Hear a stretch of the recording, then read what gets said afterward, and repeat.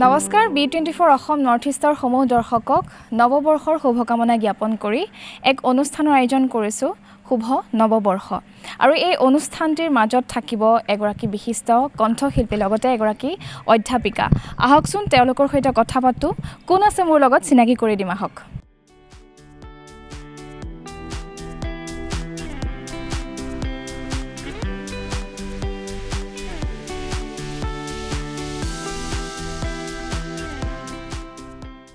আপোনালোকে নিশ্চয় গম পাইছে মোৰ লগত কোন আছে তেন্তে আহক পলম নকৰি ভিতৰলৈ যাওঁ নমস্কাৰ B24 অসম নৰ্থ ইষ্টৰ সমূহ দৰ্শকক নৱবৰ্ষৰ শুভকামনা জ্ঞাপন কৰি আৰম্ভ কৰিবলৈ লৈছোঁ এক বিশেষ অনুষ্ঠান শুভ নৱবৰ্ষ মই ঋতুস্মিতা আজি আমাৰ মাজত উপস্থিত আছে এগৰাকী বিশিষ্ট কণ্ঠশিল্পী লগতে এগৰাকী অধ্যাপিকা তেওঁ আমাৰ মাজত উপস্থিত আছে তেওঁ হৈছে মঞ্জুস্না মহন্ত বা আপোনাক স্বাগতম জনাইছোঁ অনুষ্ঠানৰ মাজলৈ নমস্কাৰ লগতে নৱবৰ্ষৰ শুভকামনা জ্ঞাপন কৰিছোঁ ধন্যবাদ ময়ো B24ৰ যোগেদি অসমৰ ৰাইজলৈ মোৰ আন্তৰিক শুভকামনা জনাইছোঁ বছৰটো তেওঁলোকৰ বাবে ভাল হওক হয় যেহেতু এতিয়া নৱবৰ্ষৰ এটা পুৱাৰ আমি এটা গীত আপোনাৰ পৰা আৰম্ভ কৰিবলৈ লৈছোঁ নিশ্চয় মই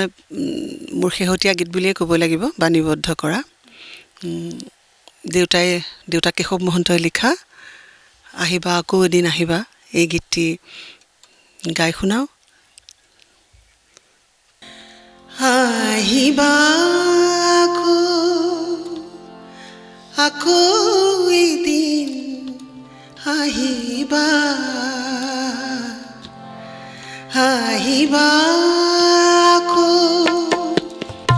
আকৌ এদিন আহিবা আজি যে নহয় গান শুনা শেষ মোৰ আজি যে নহয় গান শুনা শেষ মোৰ আহিবা আকৌ এদিন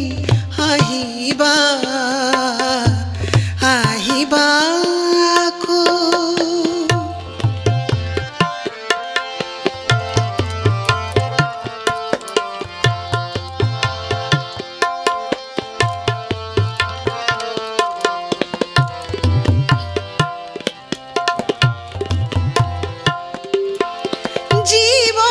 জীৱনৰ মোৰ উঠা নমাবোৰ তুমিতো নেজানা একো জীৱনৰ মোৰ উঠা নমাবোৰ তুমিতো নেজানা একো তুমি দিলা যি কণ্ঠত সুৰ সি মোৰ স্মৃতিৰ সাঁকো নেভাঙিবা বান্ধ নেভাঙিবা আহিবা আকৌ এদিন আহিবা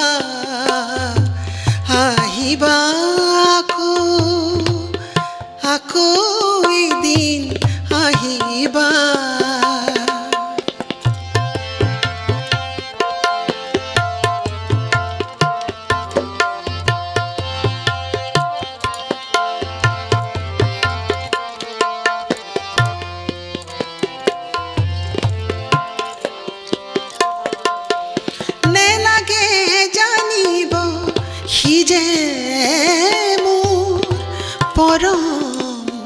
আপোন কথা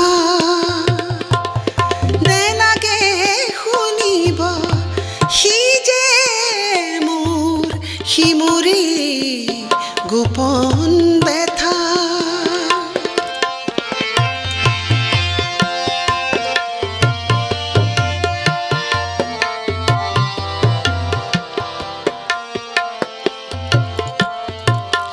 নেলাগে জানিব সি যে মোৰ পৰম আপোন কথা নেলাগে শুনি আহি মোৰে গোপন ব্যথা তুমি দিয়া মাথো সুৰ মুখ সুৰ তাৰ কপনিখিনি মোৰ সোঁৱৰণি নিচিঙিবা বান্ধ নিচিঙিবা আহিবা আকৌ এদিন আহিবা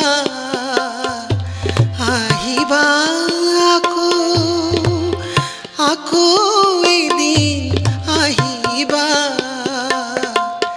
আহিবা আকৌ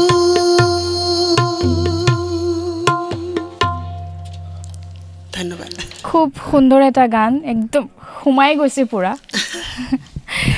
এই Thank you. গানটোৰ আঁৰৰ কথাখিনি অকমান জানিব পাৰিম নেকি এই গানটো আচলতে মোৰ দেউতাই লিখা এটা বহু পুৰণি গান বহু পুৰণি গীত আৰু এই গীতটোৰ সুৰো তেনেকৈ আমাৰ অসমৰ বহু প্ৰখ্যাত সুৰকাৰে কৰিছে কাৰণ গীতৰ কথাখিনি ইমান মানে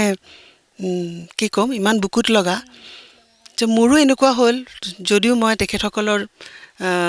সুৰবোৰ জানো মোৰো কিবা নিজে সুৰ কৰিবলৈ খুব মন গ'ল গীতৰ কথাখিনিৰ কাৰণে আৰু সুৰটো কৰি এনেকুৱা লাগিল কিয়নো অকলে অকলে গাই থাকোঁ মোৰ গীতৰ শ্ৰোতাৰ লগত মই বিলাই দিওঁ শ্বেয়াৰ কৰোঁ তেনেকুৱা মন গ'ল কৰি পেলালোঁ সেইকাৰণে আৰু ভাল লাগে গীতটো আজিৰ আমাৰ যিখিনি উঠি অহা বিশেষকৈ গায়িকা তেওঁলোকে বৰ ধুনীয়াকৈ গীতটো লৈছে গাইছে সেইটোৱে আৰু কথা ঠিক আছে আপোনাৰ পৰা জানিব বিচাৰিম যেহেতু সকলোৱে জানেই বাৰু আপোনাৰ বিষয়ে তথাপিও আমাৰ দৰ্শকৰ বাবে জানিব বিচাৰিম আপোনাৰ সংগীতৰ যাত্ৰাটোৰ বিষয়ে ক'ত কেতিয়াৰ পৰা আৰম্ভ হৈছিল আপোনাৰ যাত্ৰাটো সেইটো আচলতে ক'বলৈ হ'লে মই ক'ব লাগিব মই চাগে মাৰ্গাত থাকোঁতেই মই সংগীতৰ প্ৰশিক্ষণেই পাইছোঁ চাগে কাৰণ জন্মৰ পৰা মোৰ মনত থকা দিনৰ পৰা মোৰ কাণত অহৰহ সংগীত পৰিয়ে আছিলে কাৰণ মোৰ মা নিকুঞ্জলতা মহন্ত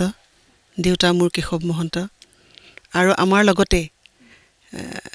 বহু বছৰ মানে প্ৰায় 12 বছৰ কাল আমাৰ লগতে মামা খগেন মহন্ত যাক আমি ঘৰত ধন মামা বুলি মাতোঁ তেওঁলোক আছেই গতিকে দেউতাই গান লিখে মামাই সুৰ কৰে আৰু গায় আৰু সেই সূত্ৰে অসমৰ সংগীতৰ ক্ষেত্ৰখনৰ বিভিন্ন বিশিষ্ট গীতিকাৰ সুৰকাৰ তেখেতসকলৰ আহযাহ দেউতাৰ লগত চলিছিলে গতিকে সেইবোৰ সৰুৰ পৰা দেখি দেখি অহা কথা আমাৰ আৰু মায়েতো ৰাতিপুৱাৰ পৰা গধূলিলৈকে মায়ে যিটো সংগীতৰ ধাৰা তেওঁ গ্ৰহণ কৰিছিলে সেইটো হ'ল আমাৰ ভক্তি পৰম্পৰাৰ গীত গতিকে বৰগীতকে ধৰি ভক্তি পৰম্পৰাৰ যিখিনি গীত আছে সেইখিনি গীতৰ চৰ্চা আমাৰ ঘৰত হৈছে বা মামাসকল আমাৰ অকল খগেন মামা বুলিয়েই নহয় মাৰ যিসকল ভাতৃ প্ৰত্যেকগৰাকীয়ে নিজৰ নিজৰ ক্ষেত্ৰত এনেধৰণে সাংস্কৃতিক গৰিহণা দিছে তেওঁলোকে আমাৰ ডাঙৰ মামা তেখেতে খোল বাদন কৰিছিলে তেখেতৰ পৰা যথেষ্টখিনি আমি শুনিছোঁ আৰু তেখেতৰ পৰাই শিকিছে বহু লোকে গতিকে এই ধৰণৰ প্ৰত্যেকগৰাকীয়ে মানে মাহঁতৰ পৰিয়ালৰ প্ৰত্যেকগৰাকীয়ে সংগীতৰ চৰ্চা কৰে গতিকে ঘৰলৈ যে আহে মামাসকল আমাৰ ঘৰত এই যে এটা মানে কথা বতৰা হয় আড্ডা হয় সেইটো সংগীতৰে হয় গতিকে তেনেকৈ আচলতে মোৰ প্ৰশিক্ষণটো হৈ গৈছিলে কিন্তু মই সৰুতে ভবা নাছিলোঁ যে মই ভৱিষ্যতে গানকে মই ল'ম গানেই গাম মোৰ বাইদেউ কাকলি তাইৰ নাম বনজ্যোৎস্না বৰুৱা যাৰ বিবাহ হৈছিলে অসমৰ আন এগৰাকী প্ৰখ্যাত সংগীত পৰিচালক ৰমেন বৰুৱাৰ সৈতে ৰমেন বৰুৱা মোৰ ভিনদেউ সম্পৰ্কত গতিকে ৰমেন বৰুৱাৰো আহযাহ আছিলে আমাৰ ঘৰত এনেধৰণৰ অকল ৰমেন বৰুৱা কিয় মানে প্ৰতিজন মানুহে আছিলে এনেকুৱা হৈছিলে যে আমাৰ ঘৰখন এখন সংগীতৰ কাৰখানা বুলি কৈছিলে মানে কেৱল সংগীত হয় মোৰ বাইদেৱে ক্লাছিকেল শিকিছিলে সেই সূত্ৰে অনিমেশ দত্ত ছাৰ তেখেত আহিছিলে শিকাবলৈ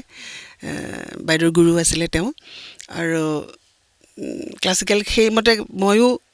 সেই বস্তুটো ময়ো মানে ক'ব নোৱাৰাকৈ আচলতে গ্ৰহণ কৰি গৈ যে আছোঁ, সেইটো পিছত মই গম পাইছোঁ যে মই যেতিয়া অষ্টম শ্ৰেণীত বিষয় হিচাপে লৈছোঁ তেতিয়া গম পাইছোঁ যে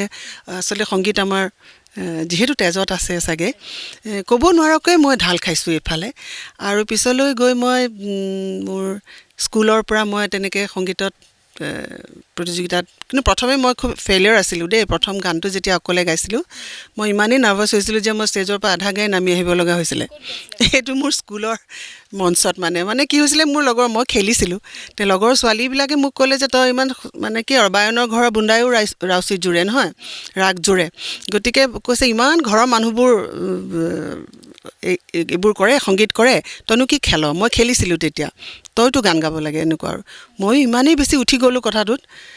পুটুককৈ উঠি দিলোঁ মানে মঞ্চত। উৎসাহ পালোঁ, উৎসাহ পাই উঠি দিলোঁ। উঠি দি মঞ্চত যেতিয়া উঠিছোঁ, সন্মুখত দেখিছোঁতো গুৰুসকল বহি আছে, শিক্ষা গুৰুসকল, যাক খুব ভয় খাওঁ আমি। সন্মুখত দেখি মোৰো খুব ভয় লাগিবলৈ ধৰিলে, মানে বোলোৱা এনেকুৱা নেকি কাৰবাৰটো। তাৰপিছত মানে গাবলৈ লৈ মোৰ মুখখন জিভাখন এনেকৈ শুকাল, মই গাবই নোৱাৰিলোঁ গান। দুটা শাৰী গায়েই নামি আহিলোঁ তেনেকুৱা। কিন্তু তাৰ পিছৰ পৰা সেয়া আৰু মই নিজে সুৰ কৰিবও ল'লোঁ আকৌ দেই ঘৰত। মই যিটো মোৰ জীৱনৰ প্ৰথম গান মানে সুৰ, সেইটো সুৰ মই ক্লাছ 8ত থাকোঁতে কৰা। মানে ক্লাছ 8ত মই আছিলোঁ তেতিয়া, একেবাৰে সৰু ছোৱালী। মই হাৰমনিয়ামখন বজাওঁ কাৰণ মামাহঁতক দেখোঁ, মামাহঁতে এৰি থৈ যায় নহয় চৰ্চা কৰি পেলাই, মানে গান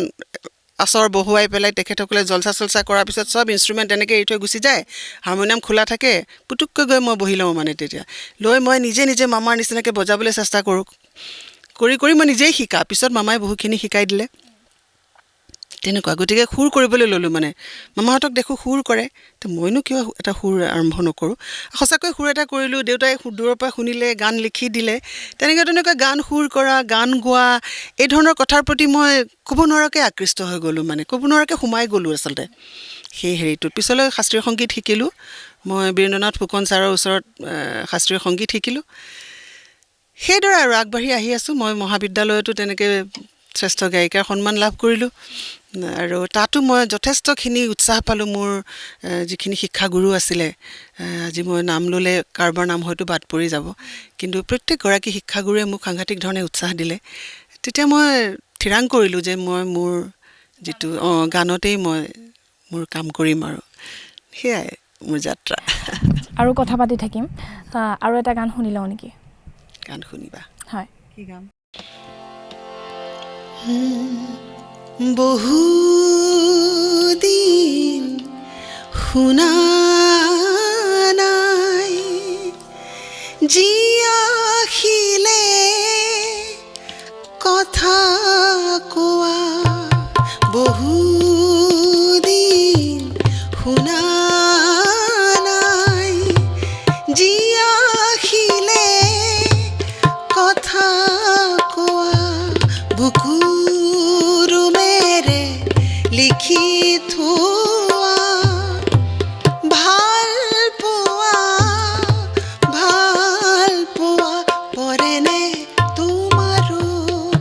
মনতে বাৰু, ৰৈ ৰৈ প্ৰিয় হিয়া কপে কিয়, জানো চাপা হৰি যোৱা, বহু দিন শুনা নাই, যি আহিলে কথা কোৱা।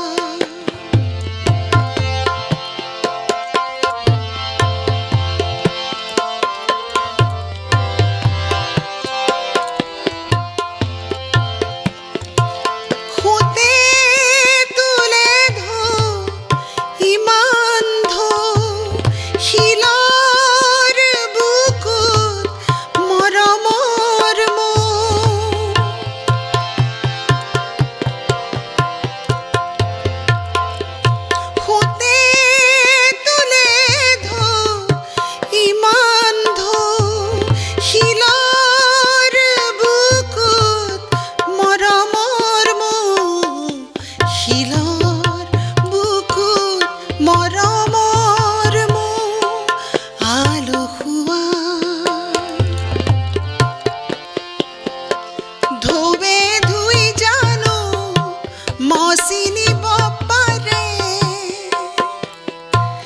নীলৰ ৰেখা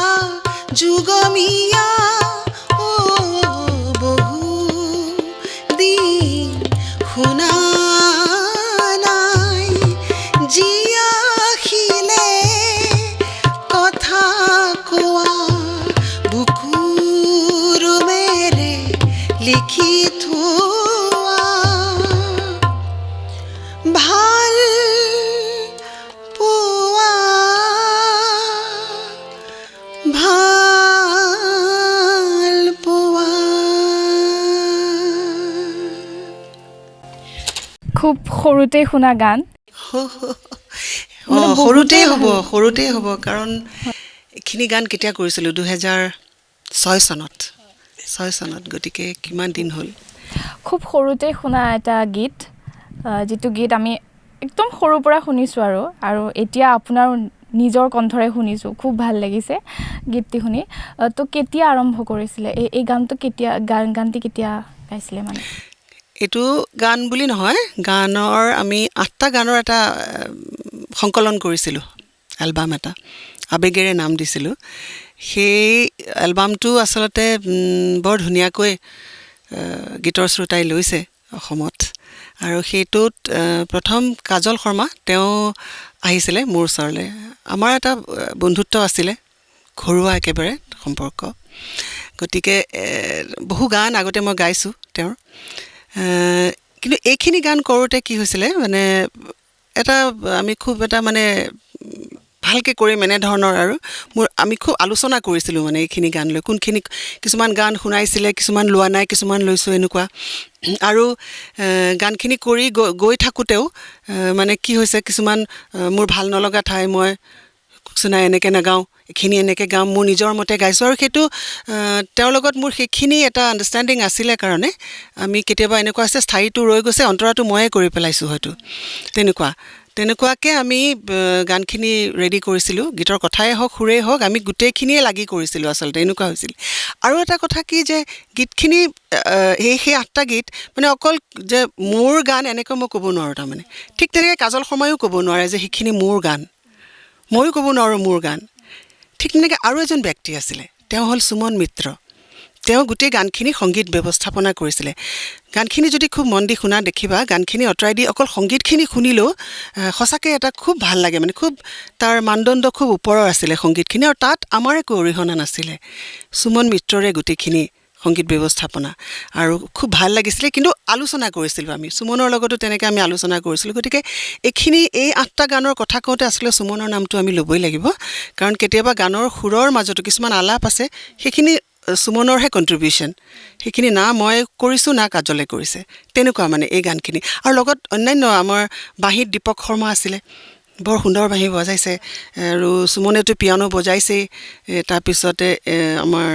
বেছ গিটাৰিষ্ট আছিলে আমাৰ মানস চৌধুৰী তেওঁ বজাইছিলে অম্বৰ দাস জানে এখেতসকল বেছ বিখ্যাত আমাৰ সংগীত শিল্পী তেওঁলোক আহি পেলাই এই গীতটোৰ লগত জড়িত হৈছিলে আৰু গীটাৰ বজাইছিলে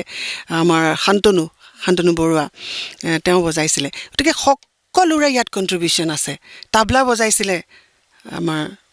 স্বনামধন্য শিল্পী পৱন বৰদলৈ তেখেতে তাবলা বজাইছিলে তেনেকৈ মোৰ মানুহজন হৃদয় গোস্বামী তেওঁৰো তাত অৰিহণা আছে তেওঁ কিছুমান আনকি গানৰ মাজৰ শব্দও দিছে মানে এটা গান আছে তাত তোমাক আদৰি আনিব বুলি সেই গানটোত যে কোনে শব্দ নাই দিয়া মানে এওঁ দিছে এটা লাইন মই দিছোঁ দুটামান লাইন কাজলেতো লিখিছে প্ৰথমখিনি তাৰেই আমি মানে এটা খুব ফান এটা হৈছিলে মানে খুব ফূৰ্তি লাগিছিলে সেই কামটো কৰি সেইকাৰণে কাজল মই এওঁ চব বহি আৰু লগতে কি হৈছিলে 7টা গানহে কাজলৰ আছিলে মানে লিখাৰ হেৰিত মানে কিন্তু এটা গান এই যিটো বহুদিন শুনা নাই জীয়াখিলে কথা কোৱা এইটো মোৰ দেউতাৰ তেওঁ মানে আমি ভাবিছিলোঁ যে দেউতাৰ গান এটা ৰাখিম এই এলবামটোত দেউতাক কৈছিলোঁ দেউতাই লিখি দিছিলে আৰু কি ক'ম এতিয়া এইটো সৌভাগ্যবশতঃ ক'ম নে দুৰ্ভাগ্যবশতঃ বুলি ক'ম যে সেইটোৱে আচলতে দেউতাৰ জীৱনত মানে দেউতাই লিখা শেষ গীত হৈ ৰ'ল তাৰপিছতে দেউতা ঢুকাইছে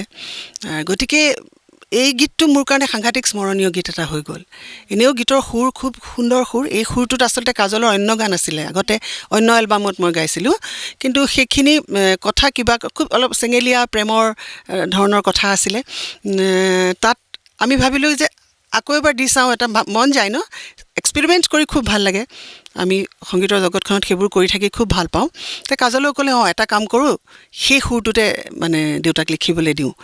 তে দেউতাক সেইটো সুৰতে লিখিবলৈ দিলোঁ আৰু সেই সুৰটোকেই আকৌ নতুনকৈ কৰিলোঁ। সেইটো আচলতে মানুহে যদি বিচাৰে, সেই পুৰণা এটাও গান মোৰ বাণীবদ্ধ কৰি থোৱা আছে একেটা সুৰতে, বহুদিন গানটো মানে ঠিক তেনেকৈ 8টা গান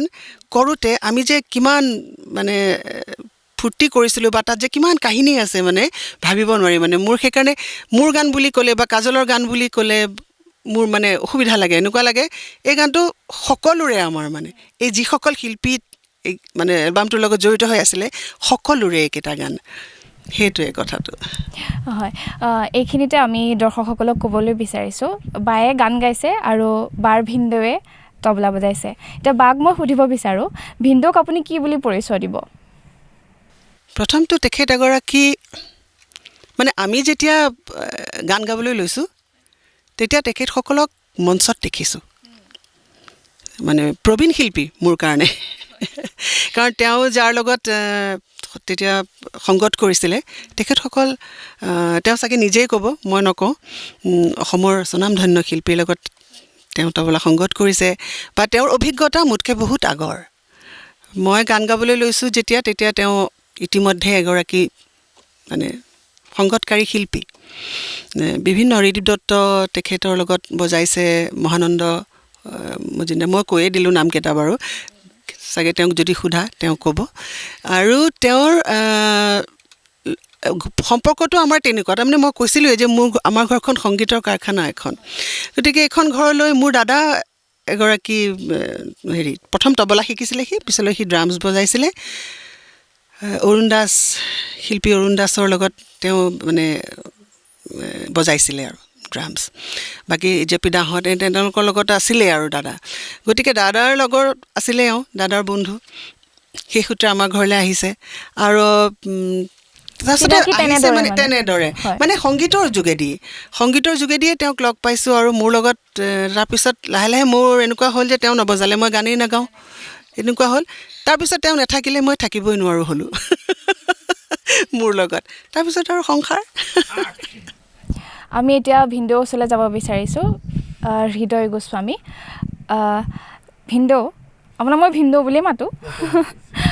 কেতিয়াৰ পৰা সংগীতৰ লগত জড়িত আপুনি? কেতিয়াৰ পৰা জড়িত একজেক্টলি মোৰ চন তাৰিখ মনত নাই। মই ক্লাছ 6ত থাকোঁতে মোক দেউতাই তবলা আনি দিছিলে শিকিবলৈ। মই আৰম্ভ কৰিলোঁ শিকিবলৈ, কিন্তু মোৰ কমপ্লিট নহ'ল শিকা, যি হওক অকণমান চঞ্চল আছিলোঁ। তাৰ পাছত সেই ক্লাছ 6ৰ পৰা মোটামুটিকৈ বজাই গৈ আছোঁ। গৈ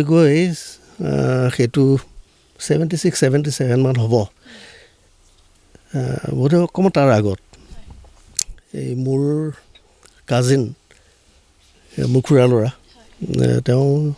এজন বিখ্যাত তবলাবাদক অসমৰ, সূৰ্য গোস্বামী, তেওঁক জানে চবেই। মোক মানে মই খুব ইনস্পায়াৰ্ড হ'লোঁ, ইমান ধুনীয়া বজায়।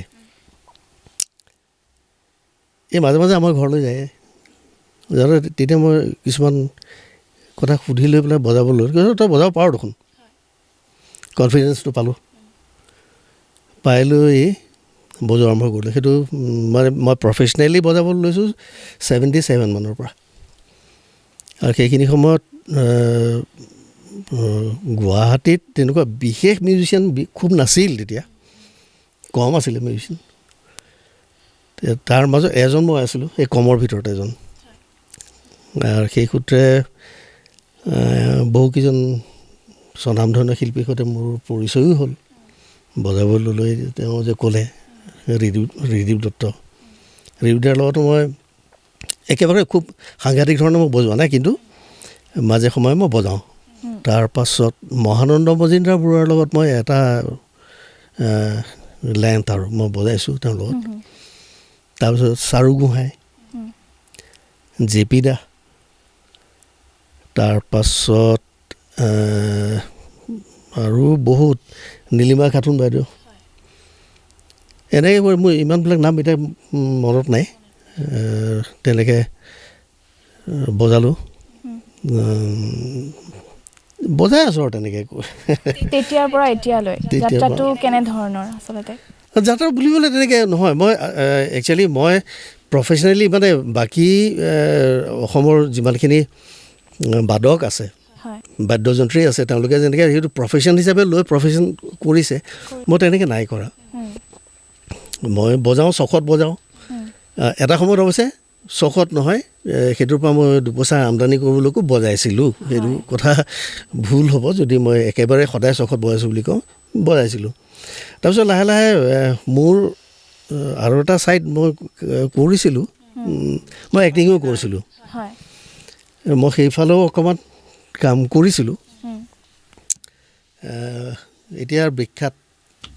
হেৰি এক্টৰ অসমৰ আদিল হুছেইন অসমৰ নহয় আন্তৰ্জাতিক আন্তৰ্জাতিক মানে অসমৰ পৰা যোৱা অসমৰ পৰা যোৱা আদিল হুছেইন আৰু মই একেলগে ষ্টাৰ্ট কৰিছিলোঁ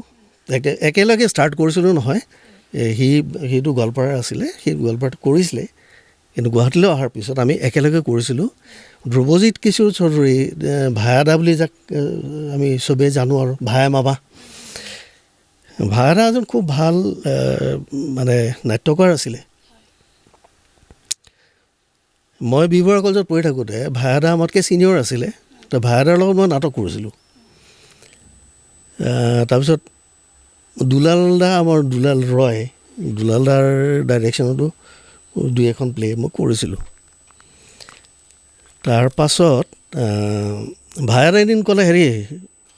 তাৰ মাজত আৰু আছে বাৰু কাহিনী সেইবিলাক বেলেগ বাদ দিলোঁ ভায়াদা এদিন মোক ক'লে হেৰি ঐ চিনেমাখন কৰিবি মোৰ আৰে ভাল কথা মানুহে সোধে নেকি ইমান ভাল কথা নুসুধে নহয় কৰি যাব লাগে কামটো বোলো কি চিনেমা আৰু মই জানো ভাড়াৰ পইচা পাতি একো নাই ক'ৰ পৰা চিনেমা কৰিব বোলো ৰ'ব আপুনি যে তেনেকৈ ক'লে চিনেমা কৰিব পইচা পইচা হ'ব ৰ ডাঙৰ চিনেমা নকৰোঁ নহয় সৰু চিনেমা কৰিম বোলো সৰু চিনেমা মানে আচ্ছা তেতিয়ালৈকে ভিডিঅ' চিনেমাৰ কনচেপ্টটো নায়ে ভাৰততে অহা নাই সেইটো ডাঙৰ কথা ভাৰততে নাই দেই ভায়াদাই ক'লে যে হেৰি কৰোঁ এখন তেতিয়া ভিডিঅ' চিনেমা বুলি কোৱা নাছিলে কথাটো আছিলে আমাৰ হেৰি VCD চিনেমা নহয় চৰি হেৰি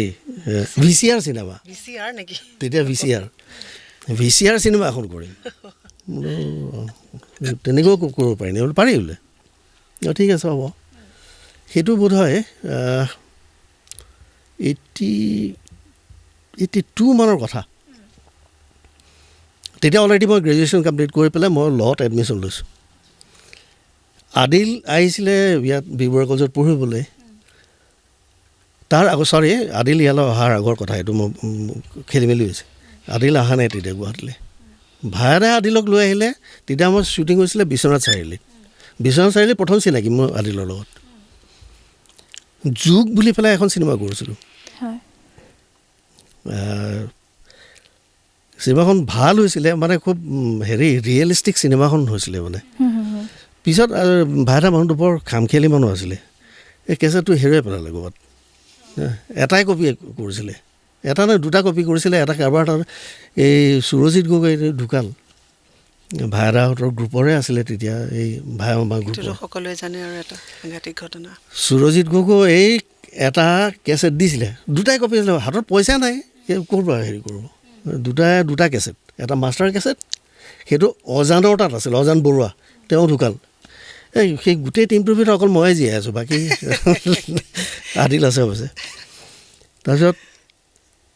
অজানৰ তাত দিলে ইও এটা বৰ খামখেয়ালি মানুহ আছিলে আচলতে খুব ক্ৰিয়েটিভ মানুহ সেইকাৰণে বৰ খামখেয়ালি আছিলে সি ক'ৰবাত থ'লে মই অকণমান দীঘলীয়া কৰিছোঁ চাগে ন কথাটো তাৰপিছত সুৰজিতে সেই হেৰিটো কেছেটটো কোনোবা এজন সেইখিনি সময় AGP মিনিষ্টাৰ এজনক দিছিলে চাবলৈ তাৰপিছত সেইটো হেৰাল এইটো আপোনালোকে পালেনে নাই চাবলৈ চাব পালোঁ সেইটো তেনেকৈ আমি মানে ক'ৰবাত শ্ব' মানে হেৰি কৰিছিলোঁ এইটো কি বুলি কয় এইটো দেখুৱাইছিলে এক্সিবিশ্যন স্ক্ৰিনিং কৰিছিলোঁ তেনেকৈ হৈছিলে ঐক্যতানতো কৰিছিলোঁ পবিত্ৰ দা আছিলে তেতিয়া পবিত্ৰ ডেকা খুবেই ভাল পাইছিলে চাই। তাৰপিছত হেৰাল চব হেৰাল আৰু লাহে লাহে ময়ো কিবা চাকৰি বাকৰিলৈ গুচি গ'লোঁ। এই হেৰিও গ'ল, এক্টিঙো গ'ল, অভিনয়তাটো সেই বজোৱাটো মাজে সময়ে চেগা চুৰুকাকৈ বজাই আছিল। তাৰপিছত এওঁক 92ত মই বিয়া পাতিলোঁ। তাৰপিছত এওঁ গোৱা যেতিয়া চলাই থাকিলে উপায় নাই, নহ'লে ভাতমুঠি নাপাম যে, সেইকাৰণে সহায়ক হ'বই লাগিব। সেয়া এনেকৈ চলি আছে। বাৰ আপোনাৰ ওচৰলৈ আহিছোঁ, এতিয়া আকৌ এটা গান এটা শুনিব বিচাৰোঁ। আৰু ইমান গাম? ধুনীয়া কণ্ঠত। ইমান ধুনীয়া কণ্ঠ। সপোন দেখিছোঁ তোমাৰ, তুমি দিয়া শেৱালি টোপোলাৰ, আহিনৰ নিয়ৰত ভিজা ভিজা আঙুলিৰে, আহিনৰ নিয়ৰত ভিজা ভিজা আঙুলিৰে, আঙুলিত আঙুলিত থৈ কথা কোৱা।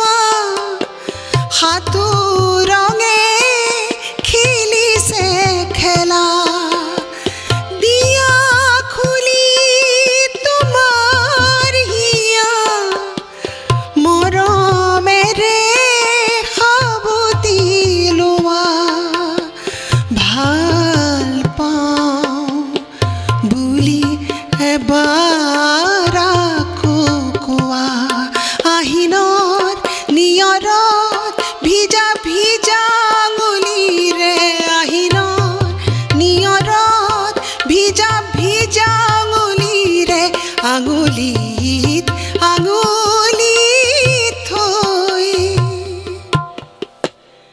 কথা কোৱা। Thank you. এতিয়া কুঁৱলী পৰা বতৰ মিলি গৈছে গানটো, বহুতেই ধুনীয়া। আপোনাৰ পৰা এটা জানিব বিচাৰোঁ কথা, যিহেতু আপোনালোকৰ সময়ৰ সংগীত আৰু এতিয়াৰ সংগীত, তাৰ মাজৰ ডিফাৰেঞ্চ কিবা পাইছেনে নাই? কেনেকুৱা ডিফাৰেঞ্চটো আছেই, কাৰণ আমি এটা মাজৰ সময়ৰ মানুহ। মানে আমি সেই 2 ট্ৰেকৰ পৰাই গান গাইছোঁ, তাৰপিছত 8 ট্ৰেক, নহয়নে? তেনেকুৱা সময়ৰ পৰা গান গাইছোঁ, আৰু তেতিয়া আমি একদম লাইভ গাইছোঁ, আৰু মানে একেলগে বাদ্যযন্ত্ৰীসকল বহে আৰু তেওঁলোকেও বজায়, আমিও গাব লাগে। মানে চব এতিয়াৰ কথাটো হৈছে কি, এতিয়া টেকন'লজিৰ মানে সাংঘাতিক একেবাৰে জয় মই যুগ। গতিকে টেকন'লজিয়ে সাংঘাতিক ধৰণে সংগীতটো ক'ৰবালৈ লৈ গৈছে, সেইটো সকলোৱে জানে। এতিয়া অটোটিউনাৰৰ যুগ, কিন্তু আমি যদি তাত বেসুৰাও গাইছোঁ, আমি ৰৈ যাব লাগিব। গতিকে আমাৰ এটা ডাঙৰ ৰেচপনচিবিলিটি থাকে, কাৰণ বাদ্যযন্ত্ৰীসকলে যদি ঠিকে থাকে বজাই গৈ আছে, মই যদি বাৰে বাৰে বেসুৰা গাই মই ৰৈ যাব লগা হৈছে, সেইটো এটা বৰ মানে পৰিতাপৰ কথা। গতিকে আমাৰ কি হয়, আমাৰ হোমৱৰ্কটো বহুত বেছি থাকিছিলে। আমি সাংঘাতিক ৰিহাৰ্চেল হৈছিলে। এটা এলবাম কৰাৰ আগত আমি গোটেই গানকেইটা এমাহ মানে চাব লাগিব, কেনেকৈ গাম, কি কৰিম। গতিকে সেই যিটো অভ্যাস, সেই প্ৰেক্টিছটো সাংঘাতিক মানে গুৰুত্বপূৰ্ণ কথা আছিলে। আৰু যাতে ছেটত গৈ পেলাই আমি বেছি সময় নাখাওঁ, সময়বোৰ খোৱা যায়, তেনেকুৱা হয়। আৰু আটাইতকৈ ডাঙৰ কথা কি, তাত এটা বেলেগ ধৰণৰ উমাল পৰিৱেশ থাকে। মানে মানুহ, একদম চাৰিওফালে মানুহ, বন্ধুত্ব, আমি কথা বতৰা পাতোঁ, তাৰ মাজতে ইটোৱে সিটোৰ খবৰ জানো, লগ পাওঁ, এইবোৰ কথাও থাকে নহয়। আজিৰ সময়ত সেইটো একেবাৰে হেৰাই গৈছে। সেইটো হয়তো আজিৰ সময়ৰ প্ৰজন্মৰ ল'ৰা ছোৱালীৰ কাৰণে হয়তো একো ডাঙৰ কথা নহয়, কাৰণ মানে সেইটো একদম এটা নৰ্মেল কথা হৈ যাব তেওঁলোকৰ কাৰণে। কিন্তু আমাৰ কাৰণে বৰ দুখজনক কথা, মানে মানুহ লগ নাপাম, আমি মানুহ নেদেখোঁ, আমি এই এটা কথা থাকিব কিন্তু ল'ৰা ছোৱালীবোৰে এতিয়া তেনেকুৱা কথাত কোনো গুৰুত্ব নাই দিয়া আৰু নিজে নিজে সকলো কৰি আছে নিজৰ ছেটআপ আছে নিজেই অটোটিউনৰ লগাই গান গাইছে গান খুব ভাল হৈছে বুলি মানুহে কৈছে ধৰা এইবোৰ কথা হৈ গৈ আছে কিন্তু কথা হৈছে কি সংগীতৰ আচল অৰ্থটোতো কেতিয়াও হেৰাই নাযায় টেকন'লজিয়ে যিমানে যি নকৰক এখন হ'ল সৃষ্টিশীল জগত সৃষ্টিশীলতা ক্ৰিয়েটিভিটি এইটো বস্তুৰ লগত টেকন'লজিয়ে নোৱাৰিব ফেৰ মাৰিব এআইয়ে নোৱাৰিব কেতিয়াও নোৱাৰিব মোৰ ক্ৰিয়েটিভিটি লৈ যাবলৈ গতিকে ক্ৰিয়েটিভিটি যেতিয়ালৈকে থাকিব সৃষ্টিশীলতা তেতিয়ালৈকে কিন্তু মানুহৰ সংস্পৰ্শ মানুহৰ আৱেগ অনুভূতি এইবোৰ কথাৰ গুৰুত্ব থাকিব লাগিব এইবোৰ কথাৰ গুৰুত্ব নোহোৱাকৈ আজিকালি এনেকুৱাও হৈছে যে গীতো লিখি দিয়ে গীতিকাৰৰো প্ৰয়োজন নাই বোলে আগতে একোগৰাকী গীতিকাৰ যাৰ গুলজাৰ বুলি ক'লে আমি কেনেকুৱা ধৰণৰ এটা দৃষ্টিৰে আমি তেওঁৰ কবিতা পঢ়োঁ গীতৰ মাজত কাব্য থাকে কাব্যিক আবেদন থাকে এইবোৰ কথা এতিয়া হেৰাই গৈছে এতিয়া চিধা অনুবাদ কৰি দিলে নে কিয়ে হ'ল কোনে কৰিলে গানটো কোনে গান লিখিবলৈ মানুহ নালাগে নহয় আৰু কোনে লিখে না এআইয়ে লিখি দিব পাৰে এতিয়া বুজিছা এতিয়া চব কথা তালৈ গুচি গ'ল সেইটো আমাৰ কাৰণে বৰ পৰিতাপৰ কথা আমি তাৰ লগত এতিয়াও যদিও খোজ মিলাব চেষ্টা কৰিছোঁ ক'ৰবাত এটা আমাৰ বুকুখনত বিষ আছে সেই কথাটোলৈ গতিকে খুব আশা কৰোঁ যে আকৌ সেই পৰিৱেশ ঘূৰি আহক আহিবনে নাই সেইটো কেতিয়াও ক'ব নোৱাৰোঁ আমি নাহিব যেনেই ভাৱ হয় কিন্তু সেইটো বৰ মই মানে মিছ কৰোঁ তেওঁলোকক লৈ কি ক'ব তেওঁলোকক আমি ক'ব লগা কথা এটাই থাকিব মৰালৈকে আমি এইটো কথাই কৈ যাম যে মানে জনপ্ৰিয়তাৰ পিছত নদৌৰিবা জনপ্ৰিয়তা নিজে নিজে অহা বস্তু বা আজিকালি দেখা যায় কেৱল পুৰস্কাৰ পায় এৱাৰ্ড শ্ব' এনেকুৱা এৱাৰ্ডেই তোমাক প্ৰতিষ্ঠা নকৰে আচলতে এৱাৰ্ডে উৎসাহ দিয়ে কাম কৰিবলৈ নিশ্চয় সহায়ক হয় এৱাৰ্ড কিন্তু এৱাৰ্ডমুখী হ'ব নালাগে সৃষ্টিশীলতাই কাৰণ প্ৰত্যেকৰে মানে সৃষ্টিশীলতা এটা এনেকুৱা বস্তু প্ৰত্যেকৰে নিজৰ মানে কথা থাকে য'ত ইটোৰ লগত সিটো নিমিলে একেই নহয় টেকন'লজিয়ে চব একেই কাম কৰি দিব মোৰ ভইচটো একে কৰি পেলাব পাৰে বেলেগৰ লগত কিন্তু মই যদি লাইভ গাই আছোঁ মোৰ ভইচটোৰ লগত নিমিলিব কাৰোবাৰ কিয় নিমিলিব মোৰ এইটো নিজৰ বস্তু স্বাভাৱিক বস্তু মোৰ ইয়াৰ লগত আৱেগ আছে মোৰ ইয়াৰ লগত অন্তৰ আছে নহয়নে এই কথাবোৰ সোমাই আছে উশাহ নিশাহ মোৰ এই গোটেইবোৰ সোমাই আছে গতিকে প্ৰত্যেকৰে বেলেগ সেইবোৰ গতিকে এই যে প্ৰত্যেকৰে বেলেগ সৃষ্টিশীলতা আছে সেইটোৰ ওপৰত গুৰুত্ব দিব লাগে আৰু তাক চৰ্চাৰ জৰিয়তে সাধনাৰ জৰিয়তে যিটো সাধনা শব্দ কোৱা যায় হয়নে সাধনা কৰা মানে কি সাধনা কৰা মানেনো কি এটা বস্তুতে লাগি থকা অভ্যাস কৰা অনবৰতে অভ্যাস কৰা নিজেই নিজৰ ক্ৰিটিক হোৱা যে মই এইখিনি বৰ বেয়াকৈ গালোঁ এইখিনি শুদ্ধ কৰোঁ আজি তাক লৈ বহা আৰু সেইখিনি কৰি গৈ থাকোঁতেই তুমি ক'ব নোৱাৰাকৈয়ে তোমাৰ কাষলৈ জনপ্ৰিয়তা আহিব তোমাৰ কাষলৈ এৱাৰ্ড আহিব সকলো আহিব কিন্তু তাক লৈ তুমি কেৱল তাকেই লৈ নাথাকিবা নিজৰ অভ্যাসটো নেৰিবা মোৰ সেইটোৱে এটা অনুৰোধ যে যাতে লাইভ গাওঁতেও তোমাক মানুহে একেধৰণে দেখিবলৈ পোৱা যায় যে তেওঁলোকে ৰেকৰ্ডিং এটা কৰিলে সেই গানটো শুনি খুব ভাল লাগে কিন্তু যেতিয়া লাইভ গায় তেতিয়া কিন্তু অলপমান ডিফাৰেঞ্চ পোৱা যায় মানে আৰু আজিকালি মানে কি কেৱল সংগীতেই নকৰেতো বিভিন্ন কাম কৰে কোনোবাই ধৰা বেলেগত চাকৰিও কৰে হয়তো অভ্যাস কৰিবলৈ সময় কম থাকে কিন্তু এই ক্ষেত্ৰটোত সেই ধৰণে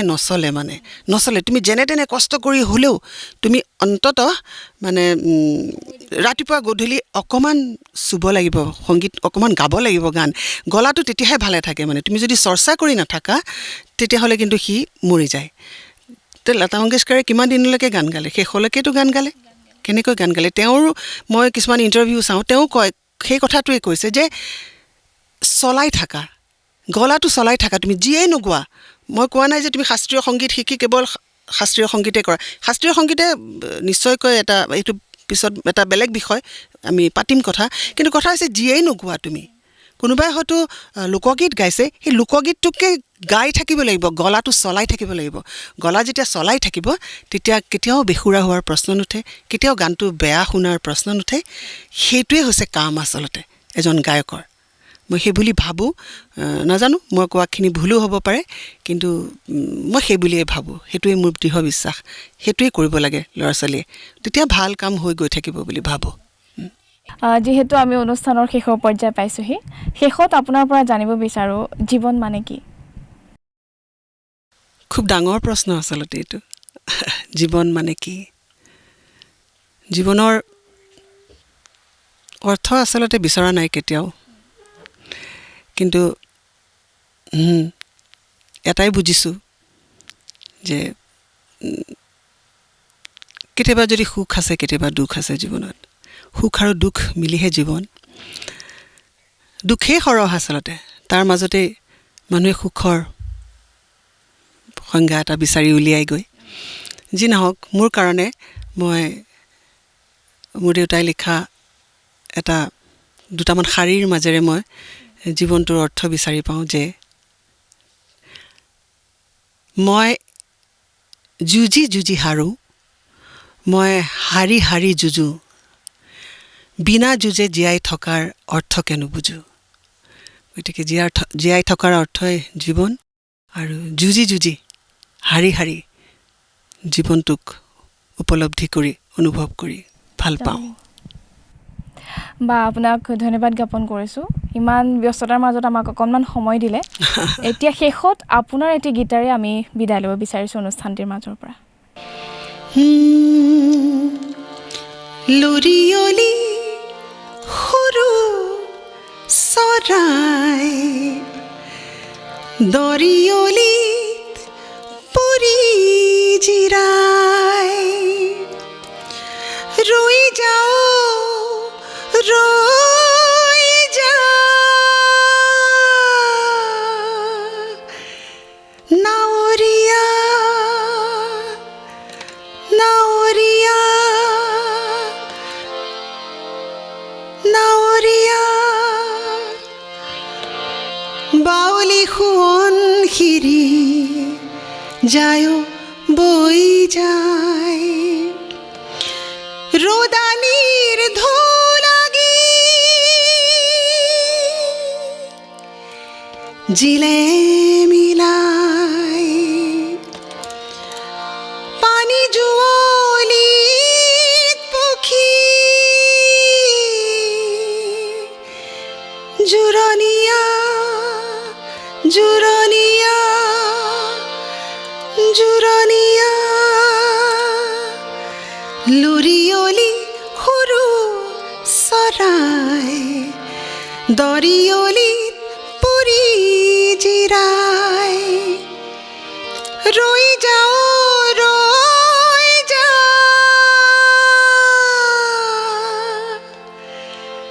নাও